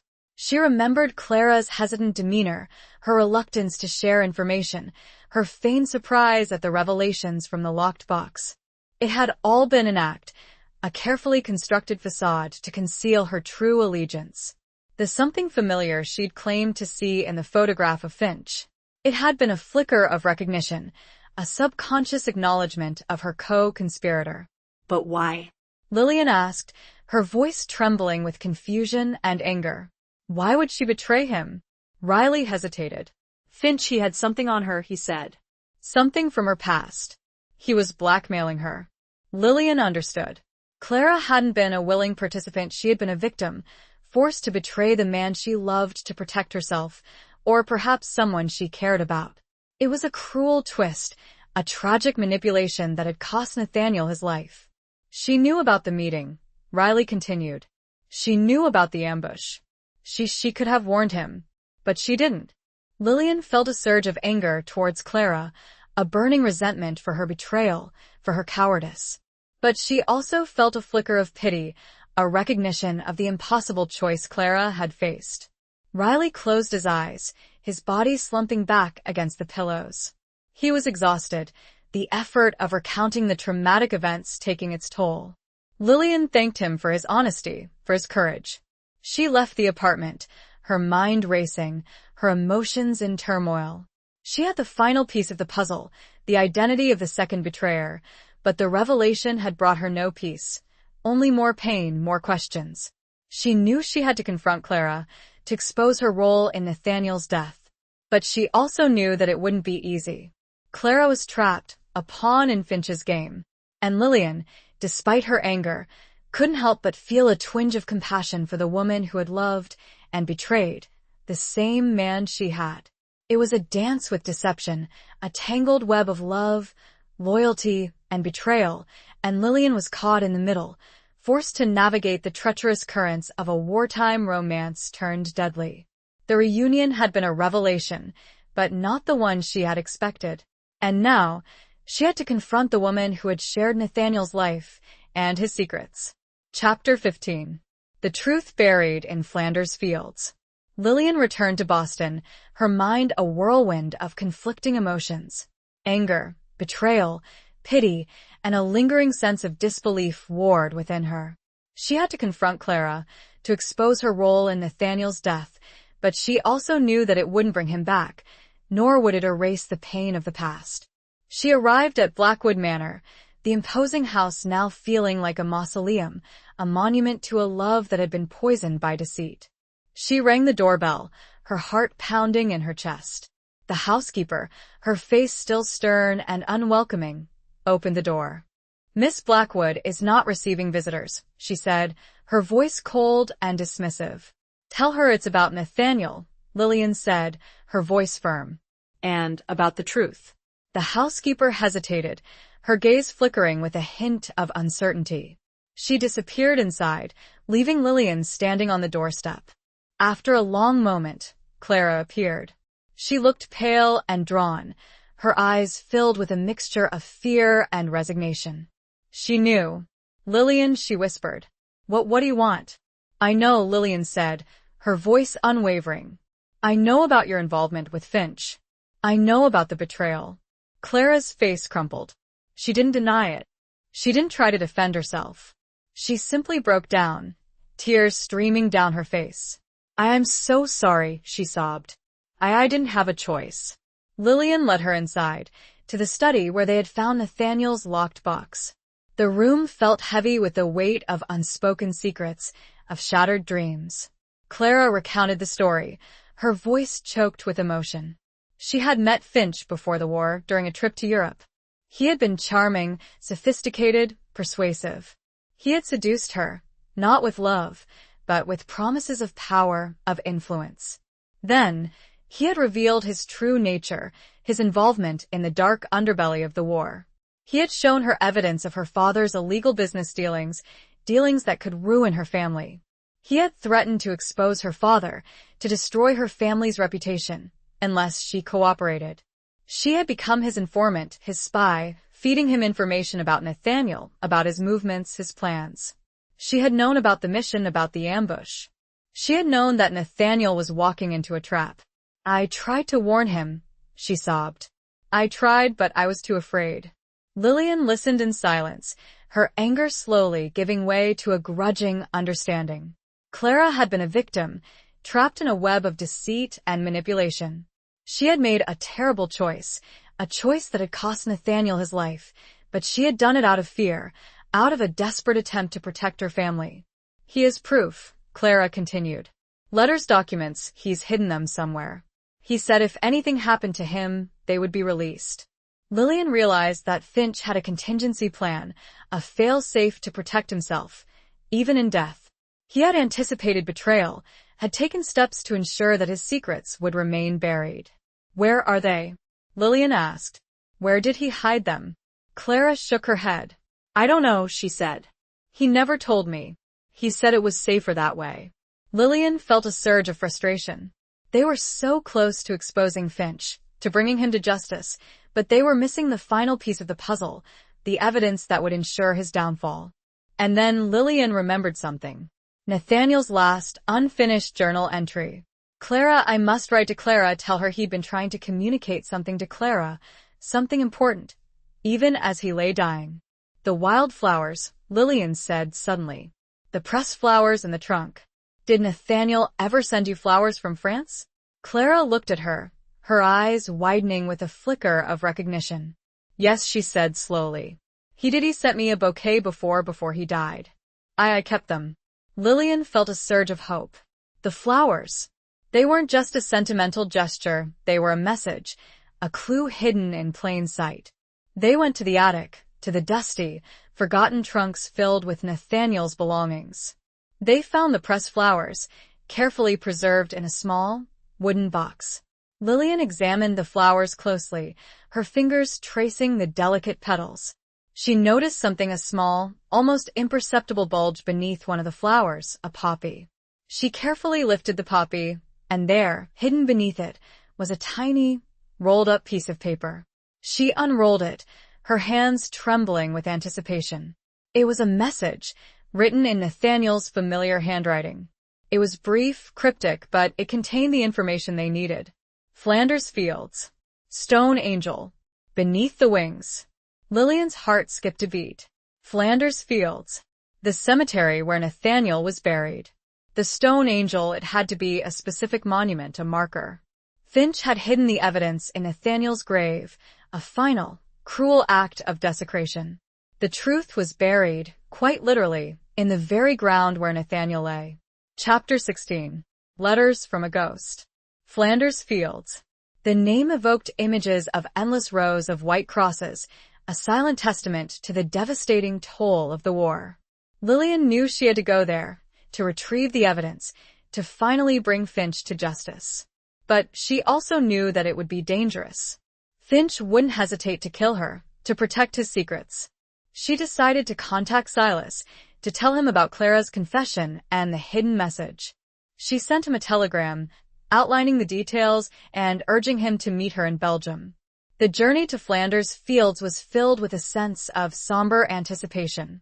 Lillian traveled by train and then by car, the landscape gradually changing from the bustling cities of Europe to the quiet, rural countryside of Belgium. She arrived at the cemetery, a vast, sprawling field of white crosses, stretching as far as the eye could see. The air was still and silent, the only sound the gentle rustling of the wind through the tall grass. It was a place of profound sadness, of overwhelming loss, but also a place of quiet dignity, of remembrance. Lillian walked through the rows of crosses, searching for Nathaniel's grave. She found it, a simple white cross, bearing his name, rank, and date of death. She stood there for a long moment, her heart aching with a familiar pang of grief. She had loved him, silently, fiercely, and she had failed to save him. But she was here now, to finish what he had started, to bring his killer to justice. She remembered the message. Stone angel. Beneath the wings. She scanned the cemetery, searching for a monument that matched the description. She found it, a large, imposing statue of an angel, its wings outstretched, as if in a gesture of protection. It was located near Nathaniel's grave, a silent guardian watching over the fallen soldiers. Lillian approached the statue, her heart pounding in her chest. She knelt down and examined the base of the monument, searching for any sign of a hiding place. She found it, a small, almost imperceptible crack beneath one of the angel's wings. She carefully inserted her fingers into the crack and felt something, a small, metal box. She pulled the box out, her hands trembling with anticipation. It was locked, but she recognized the lock. It was the same type as the one on Nathaniel's box, the one she had opened with a needle. She took out the needle she had kept, a reminder of that fateful discovery, and carefully inserted it into the lock. She felt a slight click, and the lock sprung open. Lillian lifted the lid, her heart racing. Inside the box, she found a packet of documents, wrapped in oilcloth, similar to the ones she had found in Paris. But there was something else, too. A letter, addressed to her. Lillian's breath caught in her throat. A letter from Nathaniel? It was impossible. He had died before he could have written it. She carefully unfolded the letter, her hands shaking. It was written in Nathaniel's familiar handwriting, but the ink was faded, the paper brittle with age. It was dated November 9th, 1918, 2 days before his official date of death.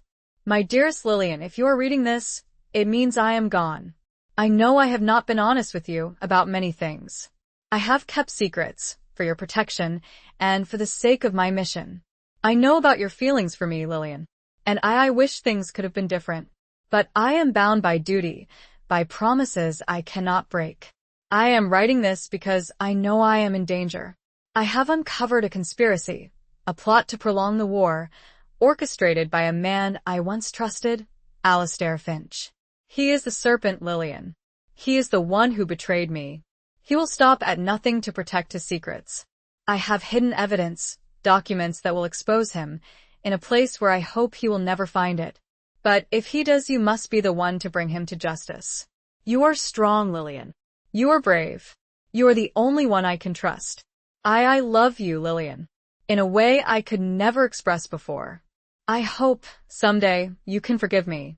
Nathaniel. Lillian read the letter, tears streaming down her face.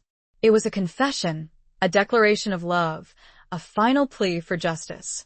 Nathaniel had known he was going to die. He had known he was betrayed. And he had chosen her, the quiet, unassuming nurse, to carry on his fight. The letter wasn't just a message, it was a testament to his love, a love that had been hidden, unspoken, but real. And it was a burden, a responsibility he had placed upon her, to expose his killer and to bring him to justice. He'd written it before the final, fatal pneumonia had taken hold, knowing that his death was imminent. It was a letter from beyond the grave, a message from a ghost.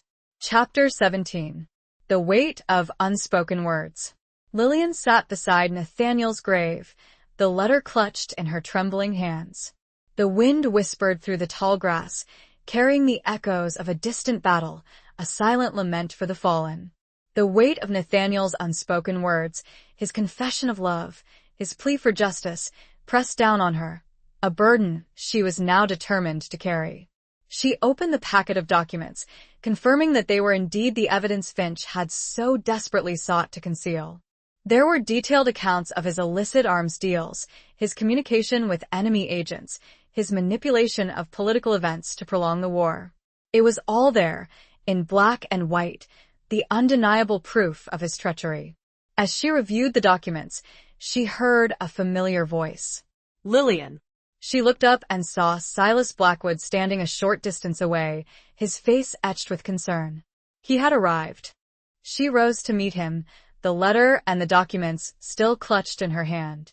She told him about Nathaniel's letter, about his confession, about the evidence hidden in the grave. Silas listened in silence, his eyes filled with a mixture of sadness and anger. He had loved his nephew, had tried to protect him, and he had failed. But now they had a chance to avenge his death, to bring Finch to justice. "We have everything we need," Lillian said, her voice firm. "We can expose him now." Silas nodded. "But we need to be careful," he said. "Finch is still dangerous. He has allies in high places."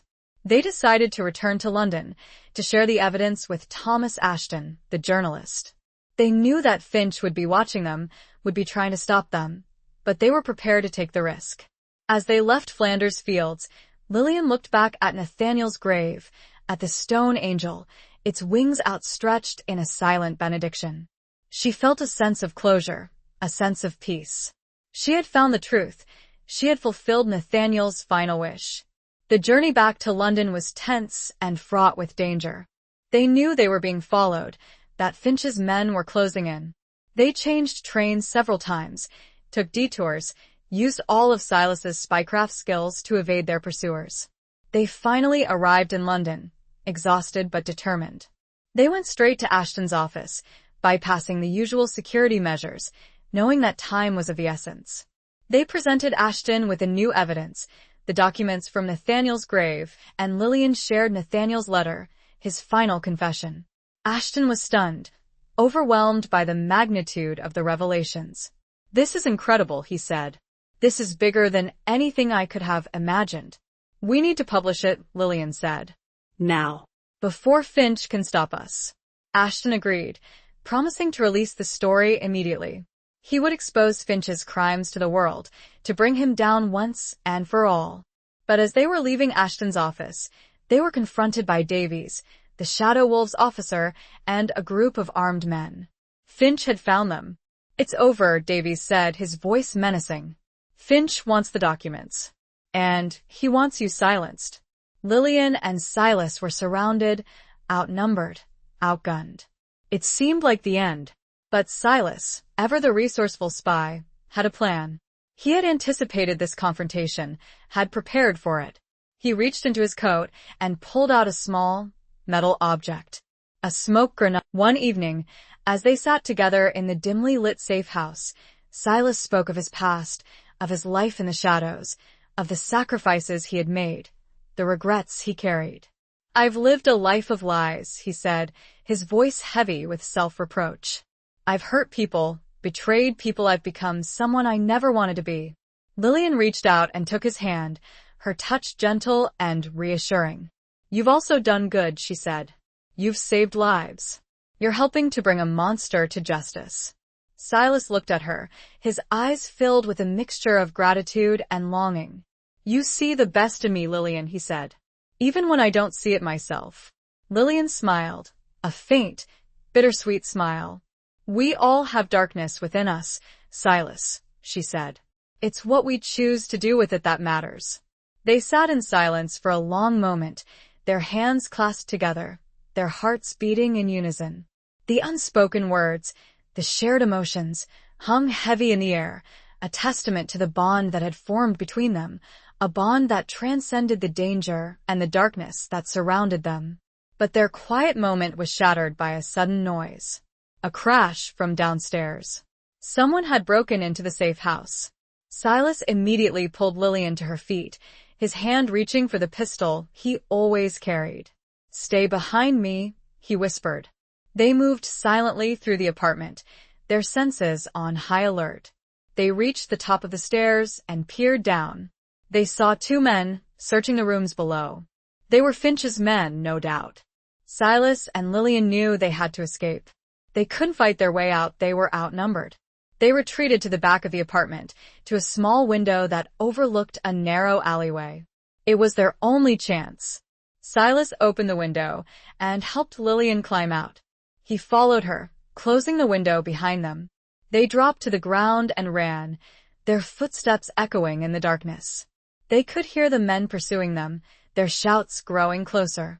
They ran blindly, desperately, through the maze of alleyways, their lungs burning, their hearts racing.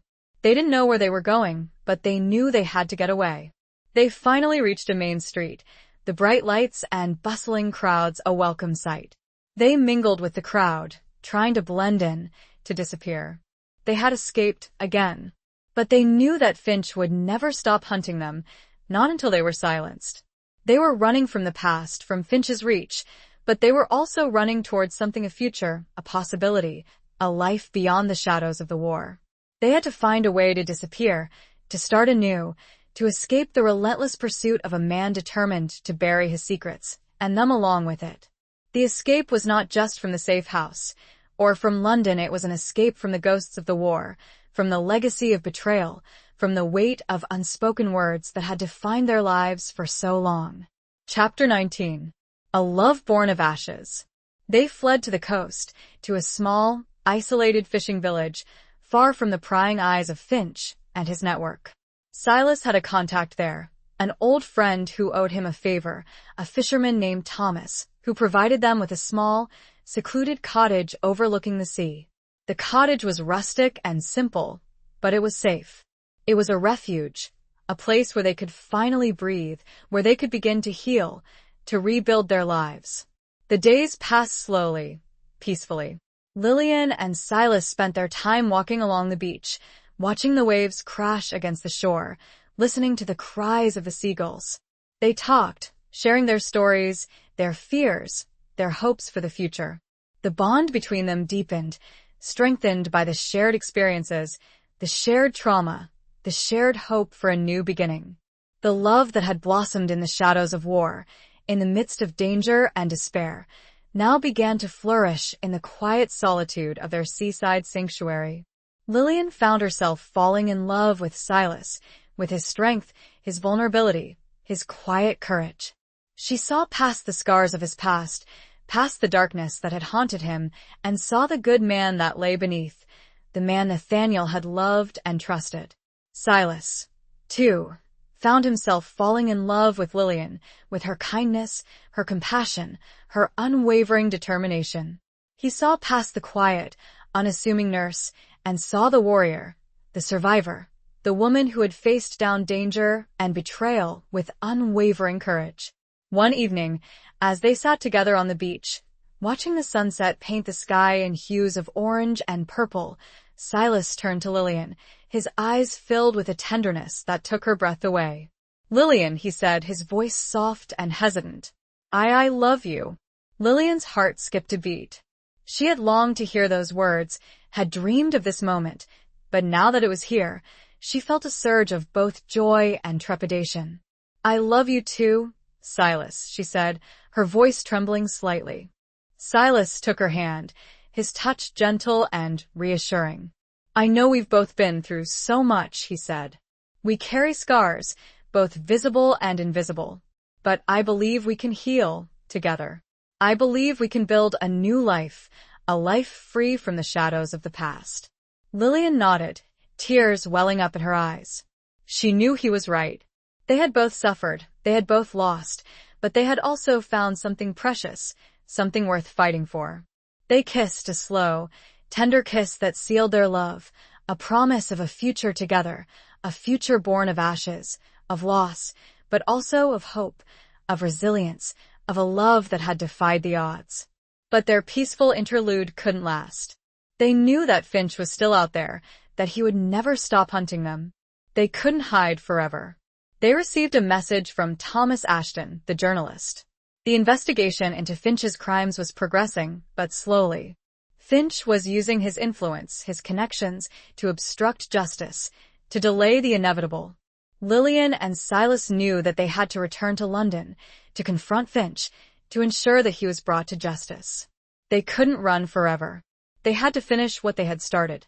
They made plans to return, to testify before the investigating committee, to provide the evidence that would finally bring Finch down. They knew it would be dangerous, but they were prepared to take the risk.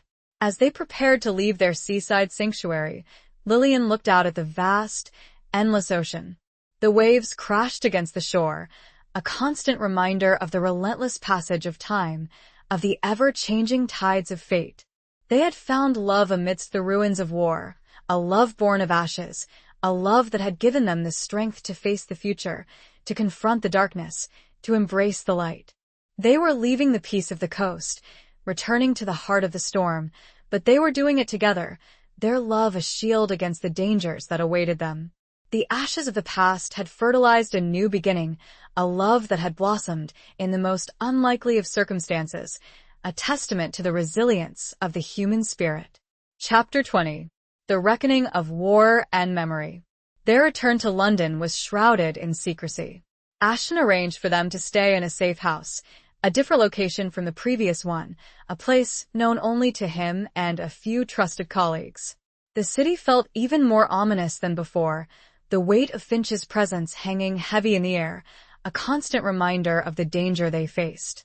The day of the hearing arrived, a day of reckoning, a day that would determine the fate of Alastair Finch, and perhaps their own.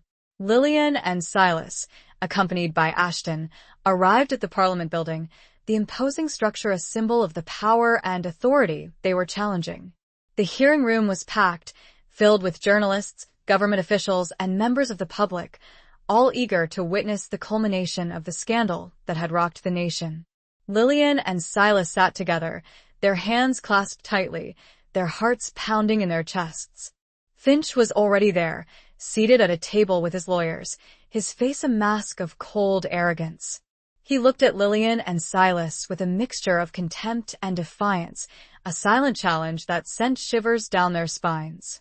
The hearing began, the chairman of the committee outlining the charges against Finch, the evidence that had been gathered, the testimony that had been given. Lillian was called to the stand first. She recounted her story, her experiences as Nathaniel's nurse, her discovery of the journal, her investigation into his death, her encounters with Silas, her discovery of the evidence in Paris and in Flanders fields. She spoke clearly and calmly, her voice unwavering, despite the intense scrutiny, despite the presence of Finch, his gaze fixed on her, a silent threat that she refused to acknowledge. She presented Nathaniel's letter, his final confession, his declaration of love, his plea for justice. The letter was read aloud, its words echoing through the silent room, a testament to a life cut short, a love betrayed, a truth revealed. Silas was called to the stand next. He corroborated Lillian's testimony, providing his own account of the events, his knowledge of Finch's crimes, his role in helping to expose him. He spoke of his nephew, of his love for Nathaniel, of his regret over his inability to protect him. He spoke of his own past, of his life in the shadows, of the choices he had made, the mistakes he had committed.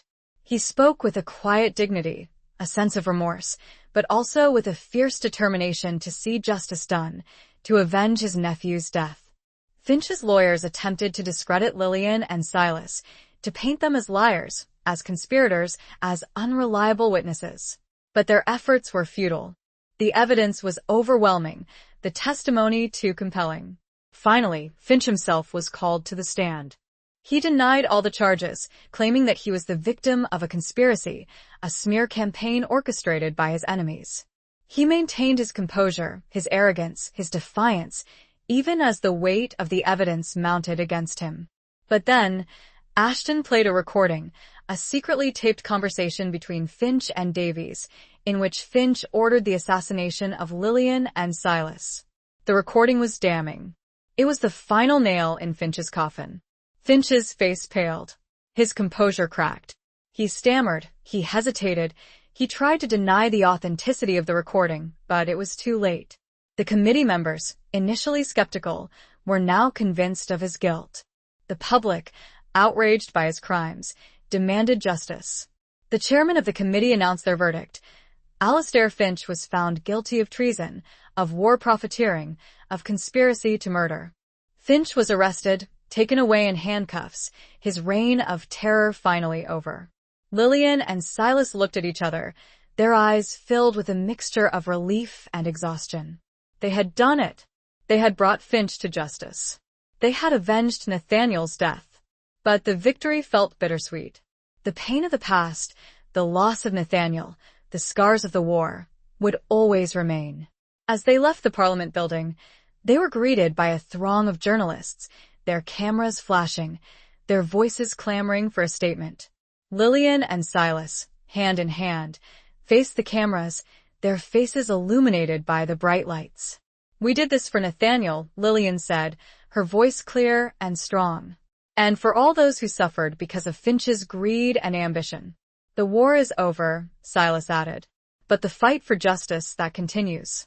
They walked away, leaving the chaos behind, their love a beacon of hope in the darkness, a testament to the resilience of the human spirit, a promise of a future free from the shadows of the past.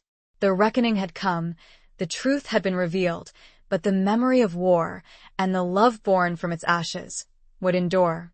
The final confrontation had been not in a darkened alley or a hidden room, but in the bright light of public scrutiny, where truth, finally, prevailed. Epilogue. Years passed. The scars of the war slowly began to heal, but the memories remained, etched in the hearts and minds of those who had lived through it. Lillian and Silas built a new life together, a life filled with love, with peace, with a quiet sense of purpose. They returned to the small fishing village on the coast, to the cottage overlooking the sea, the place where their love had blossomed, where they had found refuge from the storm. They adopted a child, a young girl orphaned by the war, giving her a home, a family, a future. Lillian continued her work as a nurse, dedicating her life to caring for others, to healing the wounds of both body and soul. Silas, no longer a man of the shadows, used his skills and experience to help those in need, to fight for justice in his own quiet way. They often visited Nathaniel's grave in Flanders Fields, placing flowers on his cross, remembering his sacrifice, honoring his memory. They spoke of him often, to their daughter, telling her stories of his bravery, his kindness, his unwavering belief in justice. Clara Blackwood, freed from Finch's blackmail, eventually remarried, finding a measure of peace and happiness in a new life, far from the shadows of her past. She never forgot Nathaniel, nor the role she had played in his death, but she learned to forgive herself, to move forward, to embrace the future. James Riley, fully recovered from his trauma, became an advocate for veterans, working tirelessly to ensure that they received the care and support they deserved. He remained a close friend of Lillian and Silas, their bond forged in the crucible of war, a testament to the enduring power of friendship and loyalty. The world moved on, rebuilt, changed. The Great War became a distant memory, a chapter in the history books, a lesson learned, a tragedy remembered. But for Lillian and Silas, the war was not just a memory, it was a part of who they were, a defining experience that had shaped their lives, their love, their future. They had found love amidst the ruins, a love born of ashes, a love that had defied the odds, a love that had endured. They had faced darkness, betrayal, danger, but they had emerged stronger, more resilient, more determined to live a life worthy of the sacrifices that had been made. One evening, as they sat together on the beach, watching the sunset paint the sky in a blaze of glory, Lillian turned to Silas, her eyes filled with a love that had only deepened with time.